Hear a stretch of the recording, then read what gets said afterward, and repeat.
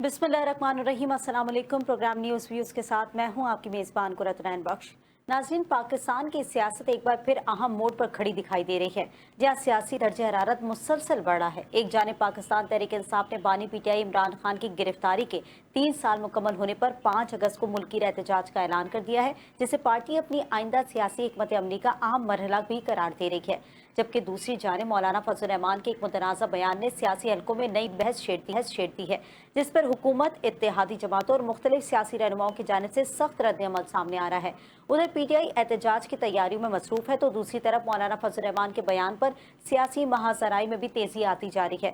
ऐसे में मुल्क का सियासी माहौल मजीद गर्म होता दिखाई दे रहा है और आने वाले दिनों में अहम सियासी पेशरफ के इम्कानात भी बढ़ गए हैं। इन्हीं तमाम सियासी पेशरफ, बढ़ती हुई कशीदगी और बदलते हुए सियासी मंजरनामे पर आज के प्रोग्राम में खुसूसी गुफ्तगू करेंगे। मेरे साथ मौजूद गेस्ट मौजूद है प्रोग्राम के अंदर। अली अकबर गुज्जर साहब मौजूद है, जिनका ताल्लुक पाकिस्तान मुस्लिम लीग नून से। आपको वेलकम करूंगी प्रोग्राम के अंदर। दूसरी जानिब मलिक सरबुलंद खान साहब मेरे साथ मौजूद है, जिनका ताल्लुक पाकिस्तान तहरीक इंसाफ से है। आपको भी वेलकम करूंगी प्रोग्राम के अंदर। सबसे पहले मलिक सरबुलंद साहब, आपकी तरफ बढ़ूंगी। आप लोग एहतजाज का मकसद एक तो वाजे करें कि क्या एहतजाज का मकसद है, और ये एहतजाज का मकसद क्या सिर्फ बानी पीटीआई की रिहाई तक महदूद है या इसके पीछे कोई सियासी एजेंडा भी है? जी, बिस्मिल्लाहिर्रहमानिर्रहीम। या कनाबुदु व इय्याका नस्तईन। देखें, आज 3 साल हो गए खान साहब को पाबंद तलासल रखा है और कोई ऐसा कोई ठोस केस है नहीं, ना तो करप्शन का है, ना तो कोई इस तरह का मामला है। सिर्फ और सिर्फ सियासी मुकदमात हैं। इमरान खान का सिर्फ ये कसूर है कि वो एक आम आदमी की बात कर रहे हैं। इमरान खान का ये कसूर है कि वो गरीब परवर है। इमरान खान का ये कसूर है कि उन्होंने अमेरिका को एब्सोल्युटली नोट कहा।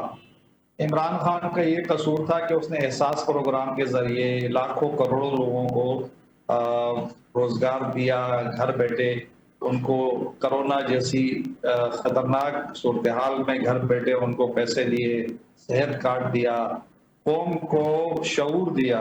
तो ये उनके गुनाह थे जिनकी बिना पर वो और उसके तमाम तर और फुका असीरान बन गए और जेल में पाबंद सलासल है। यहाँ तक कि हमारी मोहतरमा यास्मीन राशिद साहब जो खातून है, कैंसर की पेशेंट है, 65 साल से ज्यादा उनकी एज है, कैंसर की पेशेंट है और उसको 280 साल से ज्यादा की सजा सुनाई गई है। जुल्म जबर ये है कि जो हमारा मैंडेट था 8 फरवरी को हमसे बेदर्दी से छीना गया। हमारे जो कम से कम 250 के करीब एमएनएस थे, तो वो मैंडेट छीना गया। तकरीबन आप हमारे 60 मेंबर रह चुके हैं। बाकी मैंडेट हमसे छीन के किसी और को दिया गया। पीपल्स पार्टी एमकेएम नून लीग को दिया गया। आप सबको पता है नून लीग के 17 सीटें हैं, पीपल्स पार्टी के 15 सीटें हैं। इसी तरीके से एमकेएम की एक सीट भी नहीं बनती और ये सब मैंडेट हमारा छीना दिया। इवन उनके बाद जब इनका जी नहीं भरा तो रिकाउंटिंग के जरिए इन्होंने हमसे 5-6 नशिस्तें और छीन ली, जो कि एक अवामी मैंडेट पर बहुत बड़ा डाका था और आइन और कानून की धज्जियां बिखेरी है। गैर कानूनी तरीके से इन्होंने ये सारा जो काम था सर अंजाम दिया।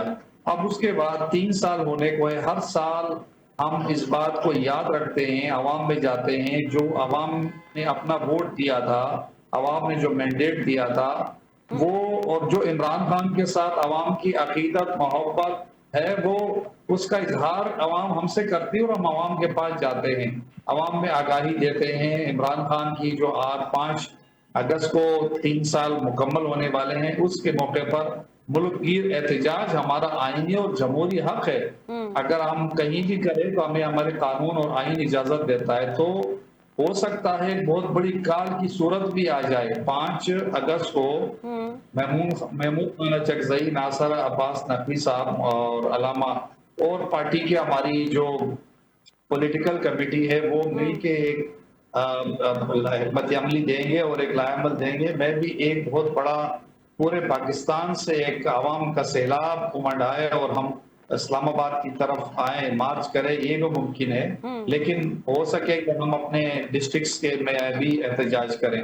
तो ये इस तरह की है एक आपने पब्लिक अवेयरनेस के हवाले से लोगों में जाना है, इमरान खान का पैगाम घर घर पहुंचाना है। पाकिस्तान तहरीक इंसाफ आज भी एक आम आदमी के साथ खड़ी है और इंशाल्लाह खड़ी रहेगी। ठीक है सर्विलेंस साहब, आपने कहा कि हम किसी केसेस को नहीं मानते, यानी बानी पीटीआई के ऊपर जितने भी केसेस हैं या वो इस वक्त कैद में है उनको आप नहीं मानते। आप क्या ये इस तरफ इशारा करें कि ये कोई सियासी इंतकामी कार्रवाइयां हैं जो कि उनकी तरफ से की जा रही हैं? बिल्कुल एग्जैक्टली, इसमें एक में मुकदमा जेनवन नहीं है, और अगर है तो फिर ट्रायल पे क्यों नहीं लाते केसेस को। ये 3 साल से हमारे केसेस पेंडिंग है। मेरे खुद 8 महीना, मैं 8 महीने एमपी रहा हूँ, और पिछले 8 महीने से हमारे जो ट्रिब्यूनल के जजेस थे उनको ट्रांसफर कर दिए गए और हमारे केसेस नहीं लग रहे हैं, और खान साहब के केसेस नहीं लग रहे हैं। बहुत सारी अदालतों में हमने जमानतों की दरखास्त लगाए थे, उनकी सेहत के हवाले से पिछले 1 साल से 8 महीने से खान साहब को कैद तन्हाई में रखा है, सेहत की सहूलतों से महरूम किया है। फैमिली और हमारे वकला और हमारे रुफका उनसे मुलाकात नहीं कर सकते, पार्टी लीडरशिप नहीं कर सकती। केपी में हमारी गवर्नमेंट है, वहां के लिए हम मुशावरत चाहते हैं, हम वो मुशावरत नहीं कर सकते। तो किस तरीके से हम इस बात को माने कि हाँ यहाँ पर कानून और आइन की बालादस्ती है, आवाम की हुक्मरानी है, यह तो कहीं भी हमें नजर नहीं आ रहा है। हमें तो हर जगह सिर्फ एक ही बात नजर आ रही है कि पाकिस्तान के आइन के साथ खिलवाड़ किया जा रहा है, बुनियादी इंसानी हुकूक की जो खिलाफ वर्जी की जा रही है। और इसके अलावा इस वक्त मुल्क में दरपेश जो इस वक्त चैलेंजेस हैं जिसमें दिन ब दिन इजाफा होता जा रहा है। सबसे पहले जो चैलेंज है वो है मईशत का। आपने देखा कि हमारी जीडीपी ग्रोथ जो है, जो हमारे दौर में 6.2 थी, वो आज कम होकर 2.8 रह गई, 2 समथिंग है। और आप उसको भी देखें कि जो वर्ल्ड इकोनॉमिक फोरम्स हैं जिसमें मोडीज हैं, बिजनेस फोरम्स है, वो सब के सब इंडिकेटर्स बहुत ही नेगेटिव और माइनस में जा रहे हैं। अच्छा। इसके अलावा कश्मीर के हालात देख लें, पूरा कश्मीर सरापा एहतजाज है। तनवीर इलियास के ऊपर आवाम ने पथराव करके उसको वहां से भगाया है। उसके साथ साथ आप देख ले बलूचिस्तान में जो शहादतें हुई 52 हमारे नौजवानों की, और पूरा बलूचिस्तान जो है आग में लिपटा हुआ है। आप केपी के हालात देख लें, केपी में क्या हालात है। आप इवन आप सिंध में देखें, कच्चे के डाकू इतने हावी हो गए हैं कि पूरी हुकूमत रियासत उनके सामने जो है बेबस नजर आती है। किसी भी आम आदमी को उठा के लेकर जाते हैं डंडों से और क्लाशनकोफ, और उनको कत्ल भी कर देते हैं, बच्चों को भी अगवा कर लेते हैं। एक अजीब सा माहौल बना दिया है पाकिस्तान में। ठीक है, यानी आप ये कह रहे हैं कि जब से पीटीआई का दौर खत्म हुआ है तब से पाकिस्तान का जो है वो नक्शा ही बिगड़ चुका है। अच्छा अली अकबर गुज्जर साहब, आपकी तरफ आऊंगी। आप तमाम तर गुफ्तगू सुन रहे हैं, सर्विलेंस साहब क्या कह रहे हैं। उन्होंने ये भी इशारा किया है कि पाकिस्तान के आइन के साथ खिलवाड़ किया जा रहा है। आप जो इस वक्त वो एहतजाज की कॉल दे रहे हैं, जो कि 5 अगस्त की एहतजाज की कॉल है, इसको किस नजरिए से देख रहे हैं? और साथ जो वो बातें कर रहे हैं कि पीटीआई के जाने के बाद पाकिस्तान का नक्शा बिल्कुल चेंज हो चुका है, उस पर क्या कहेंगे? जी बहुत शुक्रिया जी, बहुत थैंक यू। मैं सरबलंद साहब की बात को मैं उसका जवाब भी देता हूँ। मैं ये अर्ज आपसे करना चाह रहा हूँ कि मेरे भाई ने जो बातें पूरी की हैं बहुत अच्छी की हैं, उनकी अपनी राय है। और जो एहतजाज के लिए जो अगली उन्होंने डेट दी है तो बिल्कुल अच्छी बात है, वेलकम, हम इनको वेलकम कहेंगे कि एहतजाज करें और अपनी बात और अपना मौकफ रखें। लेकिन अगर कोई ये चाहे कि हम एहतजाज की आड़ में लोगों को प्रेशर देंगे या वहाँ पे जो तोड़फोड़ करेंगे और इमारतों को, सरकारी इमारत, लोगों को नुकसान पहुँचाएंगे, तो ये नहीं होगा, मैं तो ये बता दूं। और दूसरी बात ये भी कहूँ कि मेरे भाई ने जो इतनी अच्छी बातें बताई हैं तो ये भी इनको याद रखना चाहिए कि 2014 में जब आप लाहौर से निकले थे, उस वक्त आप लाहौर से निकल के इस्लामाबाद जाके धरना 126 दिन का धरना दिया था। तो एक चलती हुई गवर्नमेंट को 2/3 मेजॉरिटी को आप डीरेल करने के लिए आपने सारे हथकंडे आपने वहां पे इस्तेमाल किए थे 126 दिन का, वो भी आपको याद रखना चाहिए। आप लोग उस वक्त जो अंपायर की उंगली जो थी वो खड़ी करवाने के चक्कर में लगे हुए थे कि कब किसी वक्त भी अंपायर की उंगली खड़ी हो जाएगी, तो ये बातें इनको याद रखनी चाहिए। कादरी साहब ने क्या किरदार अदा किया था और हमारी लीडरशिप के साथ क्या किया था इन्होंने, कोई ऐसा हमारा लीडर नहीं था जिनको जेलों में बंद नहीं किया था। मियां नवाज शरीफ साहब को भी जेलों में बंद थे, शहबाज शरीफ साहब जेल में बंद थे, और उनकी बेटी जो थी वो भी जेलों में बंद थी, और साथ रफीक साहब बंद थे, शाहजहां खान अब्बासी थे, तो उसमें एहसन इकबाल साहब थे, राणा सनाउल्लाह साहब थे। ये तो उन्होंने कैमरे लगा के मॉनिटरिंग करते थे उनकी, कि उनकी हालत क्या है। राणा सनावला को देखते थे कि वहां जेल में उनको कुछ सहूलत तो नहीं मिल रही, और जब फर्श के ऊपर लोगों को लिटाया जा रहा था तो आप लोग खुश होते थे और अमेरिका में बैठ के वहां पे नारे लगाते थे आपके, मैं आता हूँ नवाज शरीफ, मैं आपके। नहीं गुज्जर साहब, ये लोग तो ये भी क्लेम कर रहे हैं ना कि आप लोग सेहत के साथ भी उनको मॉनिटर नहीं कर रहे, क्योंकि अगर हम नवाज शरीफ की बात करें उस वक्त मॉनिटर तमाम तर चीजें की जाती थी। मैं सिर्फ याद करवाना चाहता हूं मैं अपने भाई को, ये बात आप वो कह रहे हैं ना जो अपने हक की बात करते हो, तो उस वक्त ये इस्तेमाल तो यही हो रहे थे, उस वक्त शब्द इन्होंने इस्तेमाल किए थे कि अगर अभी भी वक्त है, मैं ये बताने के बाद आपको ये अर्ज करना चाहता हूँ कि सियासत करनी है, पार्लियामेंट में आके बैठना है। बात तो आप कहते हैं कि हम बात उन्हीं से करेंगे, सियासी पार्टी से, लीडरशिप से बात नहीं करेंगे, लेकिन अभी भी वक्त है कि अभी भी इनको समझ जाना चाहिए। हमने इनको तो नहीं कहा था कि 190 मिलियन पाउंड की जो केस जो थे वो कहाँ पे गए, वो जो घड़ी गिफ्ट में मिली थी सऊदी अरब से, तो वो कहाँ गई, कौन लेके चला गया था, और दोषा खाना में था, साइबर केस जो थे वो कहाँ चले गए। कोर कमांडर ऑफिस में के घर पे हमले करने के लिए आपने तो मशवरा नहीं दिया था कि इनको वहां पे हमले करें, GHQ पे हमने कहा था इनको, और वहां पे शोधा की जो यादगारें बनाई हुई थी तोड़ने को हमने किसी ने मशवरा तो नहीं दिया था, फिर कहेंगे कि हमारे ऊपर नाजायज केस बनाए गए।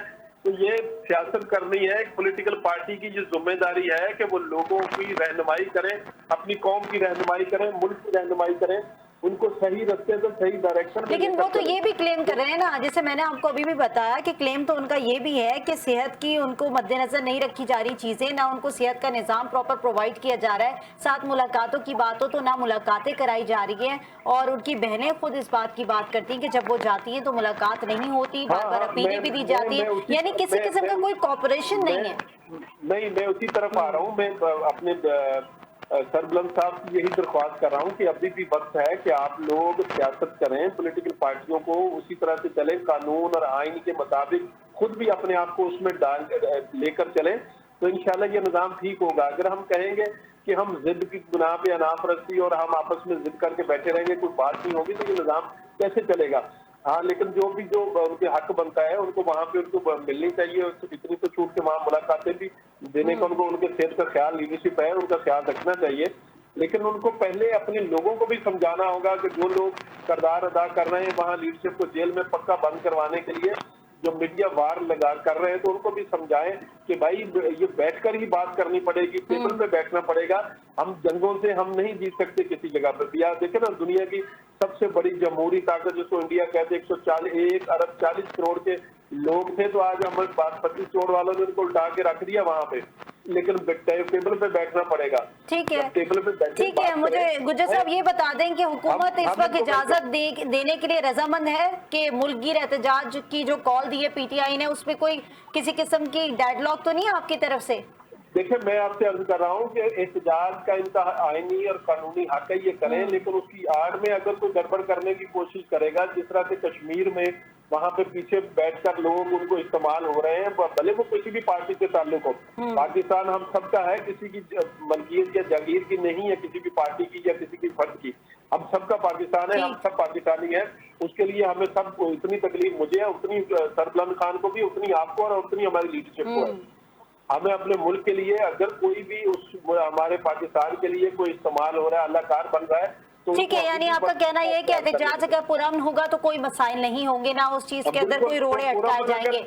सरबलंद साहब आपकी तरफ बढ़ूंगी जी सरबलंद साहब आपकी तरफ बढ़ूंगी। आप क्या समझते हैं कि अगर हुकूमत एहतजाज की आपको इजाजत नहीं देती है, या जिस तरीके से वो कह रहे हैं कि एहतजाज पुरअमन होना चाहिए और तमाम तर डिसिप्लिन को फॉलो करते हुए तमाम तर चीजें जो कि एक एहतजाजी तहरीक होती है उस तरीके से आप लोग चलाएंगे तो ठीक है, कहीं अगर मुजाहिरे होंगे, लोगों को परेशानी होगी, कहीं ना कहीं आप लोग इंतशार पैदा करेंगे, तो उनको कहीं ना कहीं आपके जो है वो इस एहतजाज के अंदर तमाम तर एक्शंस लेने होंगे। आप लोग की स्ट्रैटेजी क्या है, क्या लाएमल है? दूसरा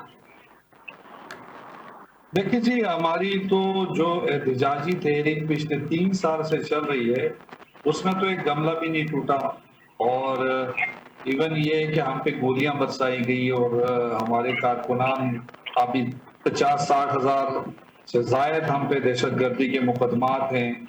बावजूद इसके हम पुरअमन हैं और आज भी हमारे लोग जेल काट रहे हैं। हम कानून और आइन पर अभी भी भरोसा रखते हैं, बावजूद ये कि 26वीं 27वीं तरमीम, मौजूदा जजेस के हालात जो इस वक्त इस हुकूमत की लूंडी बनी हुई अदालतें, जिनसे अभी आम आदमी भी कोई इंसाफ की उम्मीद नहीं रख रहा, बावजूद इसके कि हम जिंदाबाद पाकिस्तान जिंदाबाद और आइन और कानून और जमहूरियत की बात कर रहे हैं।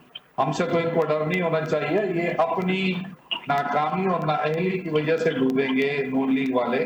और ये हम नहीं कह रहे, मौजूदा सूरत हाल में 2-2.5 सूबे तो इनके हाथ से निकल चुके हैं और मईशती जो माशी मामलात हैं, इस वक्त जो एक आम आदमी के नाम नुक्ते का मसला है, गरीब आदमी की रोटी रोजी का मसला है, उसके लिए तमाम जितने भी जो तिजारती मराकिज है उनकी जो एसोसिएशन है और उनके जो नुमाइंदे हैं वो सराप एहतजाज हैं कि इतनी महंगाई बढ़ गई है कि लोग कोई खरीदारी के लिए नहीं आ रहे हैं। मार्केट में लोग रो रहे हैं, मजदूरी करने वाला भी रो रहा है और किसान भी रो रहा है, इंजीनियर भी रो रहा है, डॉक्टर भी, इवन मतलब कि हर आदमी इस वक्त इस महंगाई से डसा हुआ है।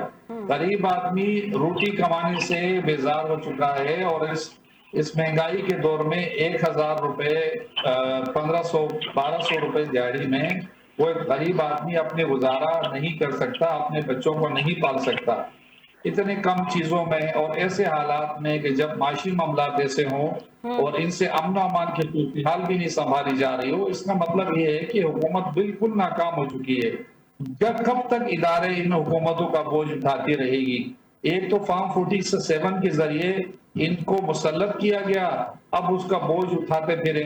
मैं नहीं समझता कि ये ज्यादा देर ये लेकिन फिल्म चलने वाली है। आप ये बताएं मुझे कि क्यों ये डेडलॉक है? आप लोग क्यों हुकूमती लीडरशिप से बात करना नहीं चाहते हैं, उनके साथ डायलॉग नहीं करना चाहते, बैठकर डिस्कशन नहीं हो सकती?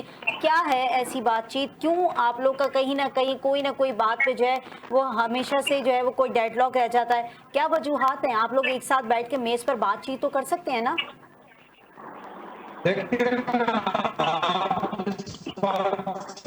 बातचीत करने के लिए सबसे पहले माहौल बनाया जाता है। हमने तो कोई नहीं देखा कि इन्होंने कोई माहौल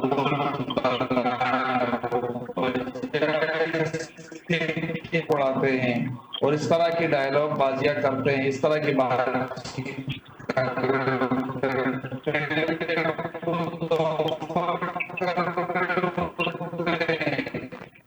जब हम लोग हमारे के लिए जरूर संजीदा होते हैं, हम तो तमाम चीजों भी तमाम मसाइल का हल ढूंढना चाहते हैं। इस गरीब आदमी को हम इस मुश्किल से निकालना चाहते हैं, आइन और कानून की हुक्मरानी चाहते हैं, एक आम आदमी की जो है हक हुक्मरानी चाहते हैं। हम इस मुल्क को तरक्की की तरफ लेके जाना चाहते हैं, लेकिन ये तो किसी हो बात सकती है ना? क्या इस बात पे डिस्कशंस नहीं हो सकती कि आराम से बैठ के अफाम और तफहीम के साथ तमाम मामला जो है वो एक मेज पर बैठकर डिस्कस किए जाएं, जो भी चीजें आप लोग की वो पॉइंट सामने रखे जाएं? क्योंकि हुकूमत तो खुद बार बार ये कह रही है कि आप लोग आए, पार्लियामेंट में भी बैठे, आके बात करें, तमाम तर एक मेज पर बैठते हैं, डिस्कस करते हैं, फिर क्यों नहीं करते आप लोग? एक निजी शो में इनके अकील साहब हैं इनके, वो उन्होंने ऑफर की हमारे एमएनए साहब को कि आप आए और हम बैठते हैं। आज का दिन का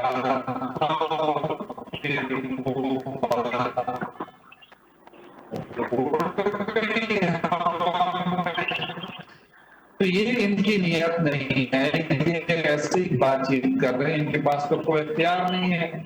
जिन्होंने इनको फॉर्म भर जाते हैं तो इनके पास तो कोई इख्तियार ही नहीं है, ना बात करने का, ना चीत करने का, ना हमारे साथ कोई मामला करने के काबिल। अगर ये संजीदा है तो आए, हमारे दरवाजे खुले हैं और बातचीत के लिए हम तैयार हैं। आपकी चैनल के तवज्जुह से मैं इनको ऑफर करता हूँ ये आए और जब चाहें डायलॉग के लिए हमारे दरवाजे ठीक है। गुज्जर साहब आपकी तरफ बढ़ी हूँ, जिस तरीके से मलिक सरबलंद साहब कह रहे हैं वो कह रहे हैं कि आप लोग आए, दरवाजे हमारे खुले हैं, आके बैठकर बात करते हैं। यानी आप लोग की तरफ से वो कह रहे हैं कि कोई चलकर आएगा तो हम बात करेंगे, या खुद से वो लोग आना पसंद नहीं कर रहे क्योंकि वो लोग कह रहे हैं कि आप लोग वो एनवायरमेंट नहीं देते, आप लोग के पास वो इख्तियारात ही नहीं है, आप लोग कुछ नहीं कर सकते?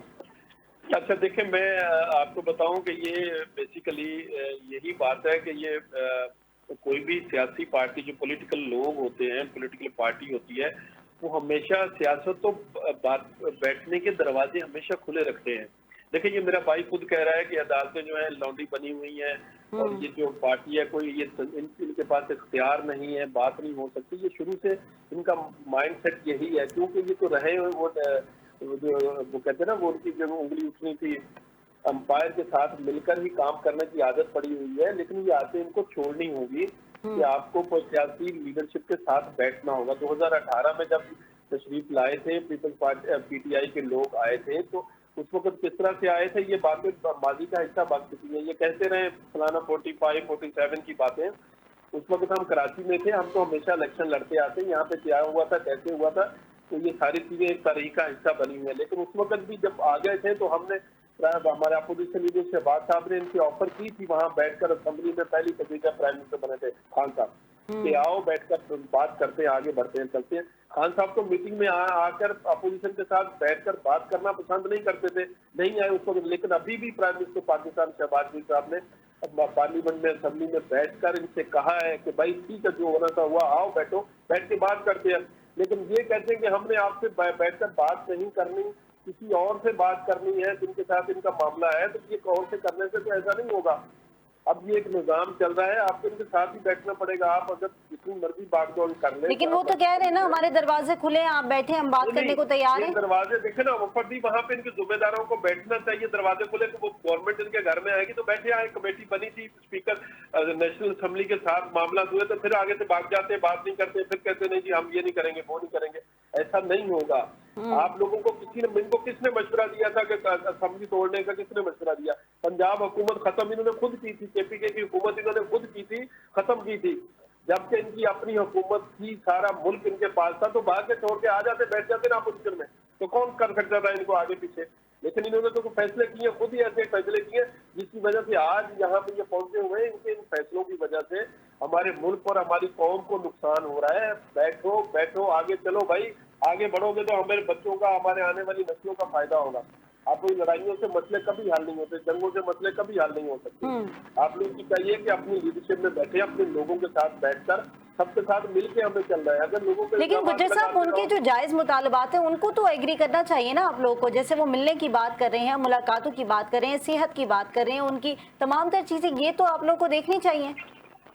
नहीं, हम उनको देख रहे हैं, लेकिन जब कोई बात होती है, इनका जो वो गालम गलोच ब्रिगेड जो है वहां शुरू हो जाता है, पीछे से बात कर रहे हैं, वहां पे मीडिया में जो शोर करते हैं लोगों को, तो भाई जब बात की जाती है तो फिर ऐसा तो नहीं होता कि आप उधर से दूसरी तरफ जंग भी जारी रखें, इल्जाम भी लगाते रहे और बात भी करते रहे। लेकिन आप बैठे आए, वहां पे बैठकर लोगों से प्रॉपर बात करेंगे, जी हमारे ये मुतालबा था, हम इस मुल्क के लिए जो बेहतरी होगी हम मिलकर करेंगे, तो कौन आपसे भाग सकता है आपसे? लेकिन अगर आप कहेंगे कि हम जोर जबरदस्ती और लोगों को इंतशार के साथ लेकर मुल्क को खराब करके करेंगे, तो फिर ऐसे तो ये मुल्क नहीं चलेगा ना, ऐसे थोड़ी चल सकता है। तो हमें सबको समझकर चलने की जरूरत है। जहां जरूरत होगी इनको बैठना चाहिए, लोगों के साथ, जिम्मेदारान के साथ मीटिंग करनी चाहिए। आगे बढ़ेगी ना, एक कदम चलेंगे तो 2 कदम 3 कदम सीधे करते जाएंगे एक तरफ। पहले कहेंगे कि मेरे 100 कदम के ऊपर छलांग लगा के ऊपर सबसे आखिरी सीढ़ी पे जाना, तो ऐसा तो नहीं हो सकता।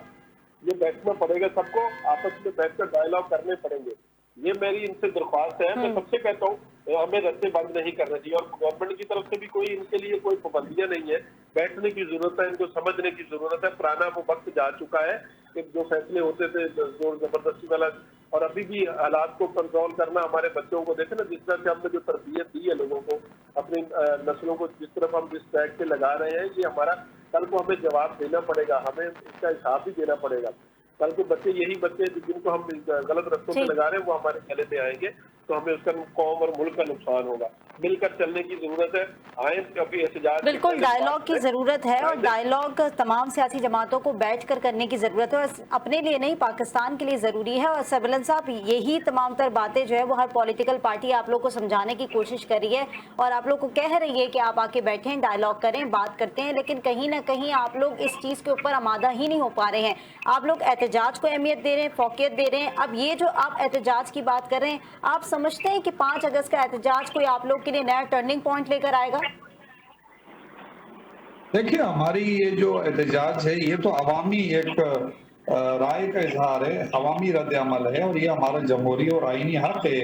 आप देख रहे हैं कि हर एक पार्टी को, अपनी सियासी पार्टी को जलसे जुलूसों की इजाजत है, अभी हालिया दिनों में मौलाना साहब ने जलसे जुलूस शुरू किए हैं, बयानबाजी शुरू की। क्या हमें क्यों इजाजत नहीं? क्या हम एक सियासी पार्टी नहीं है? हमने हमारे MNA MPA पाकिस्तान की सबसे बड़ी पार्टी है। अभी देखो 9 मई का जो इन्होंने बयानिया बनाने की कोशिश की है, वो तो 8 फरवरी को दफन हो गया। अवाम ने इनकी तमाम तर बयानी को मुस्तरद कर दिया।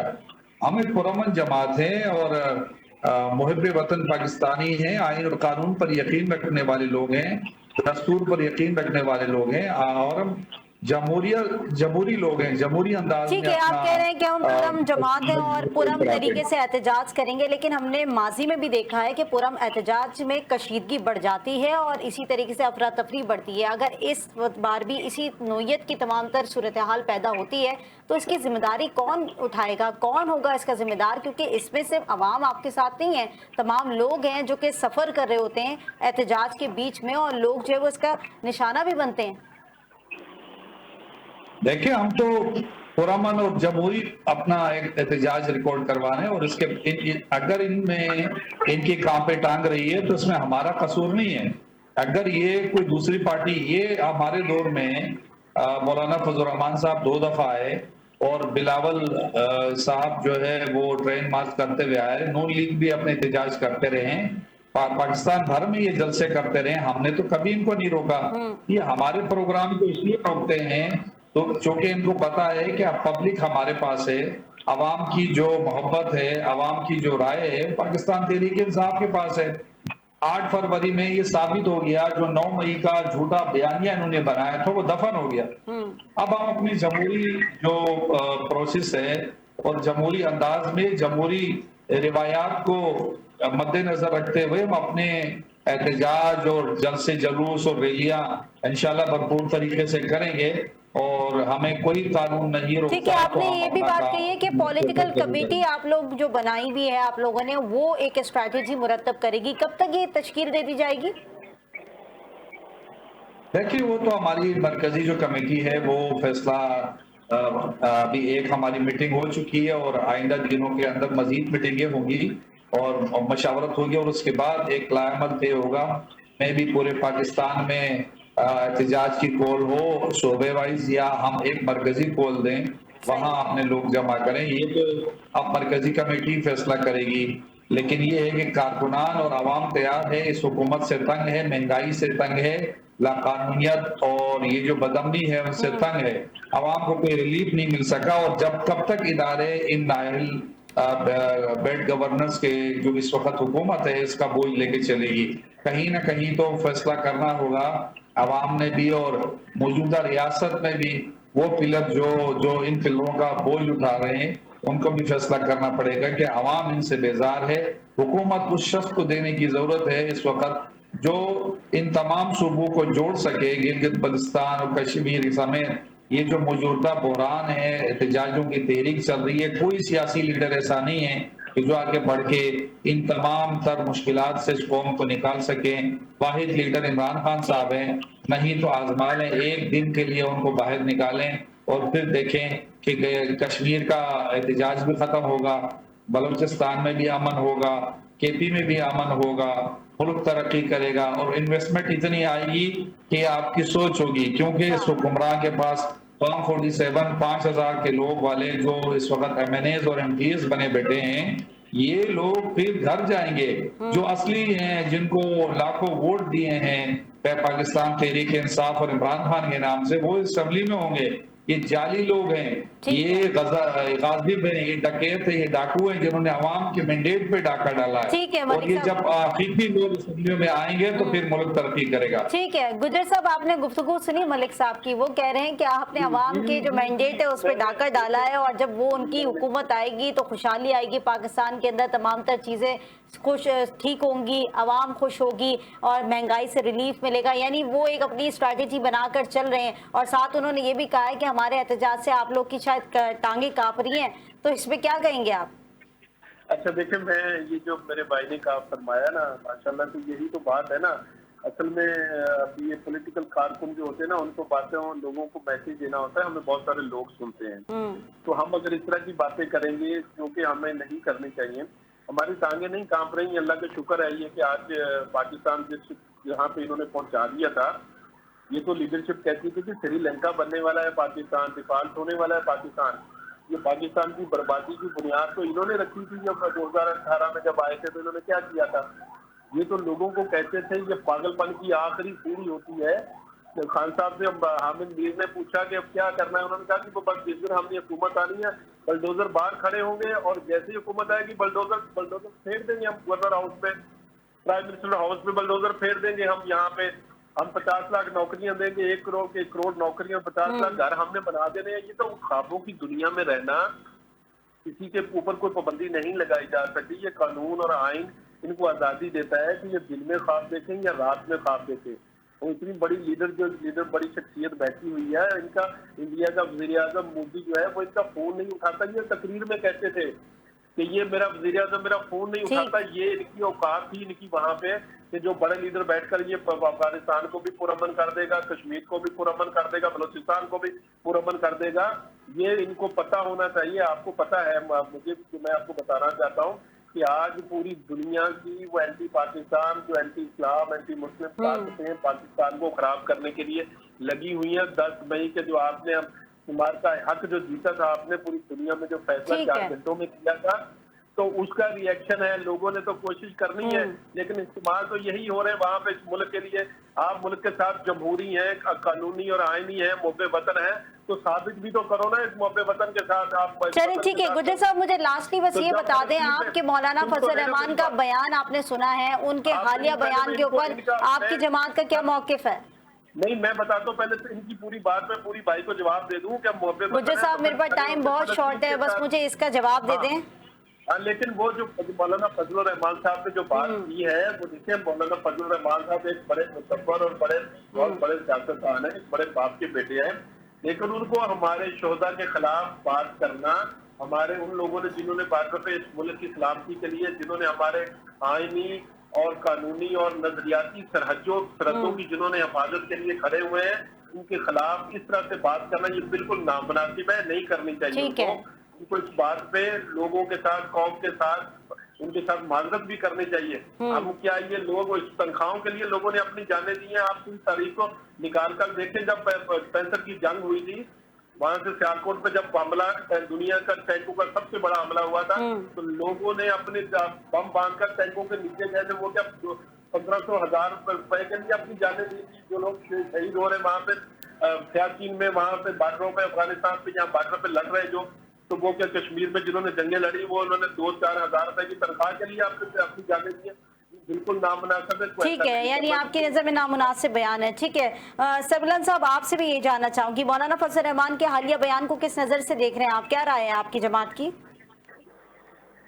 देखिए, मौलाना फजल रहमान साहब क्योंकि हुकूमत के हलीफ भी थे और उनका ये अचानक बयान आना ये बहुत ही हैरानकुन जरूर था। और ये जो हमारे शोहदा जो बॉर्डरों पे हमारे जवान, हमारे सरों के ताज जी अपनी शहादतें देते हैं और इस मुल्क कौम के लिए देते हैं, तो शहीद तो कभी मरता ही नहीं, जिंदा ही होता है और ये कौम की हयात होती है, इसमें दो राय नहीं है। मौलाना साहब इतनी इस हद तक गए क्यों हैं, क्यों नाराज हैं, ये नून लीग और पीपल्स पार्टी से पूछनी पड़ेगी। और उन लोगों से जिन्होंने पीडीएम में उनको सरबराह बना के उनको सदर पाकिस्तान बनाना, उनके सूबों को उनको हुकूमत देना और एन टाइम पे हरी झंडी दिखा के उनसे धोखा करना और इस वक्त मौजूदा सूरत हाल एक हो उनको मौका देना, अपनी नाहिरी से उन्होंने मौका दिया, अपने हलीफ को अपने आप से दूर किया है।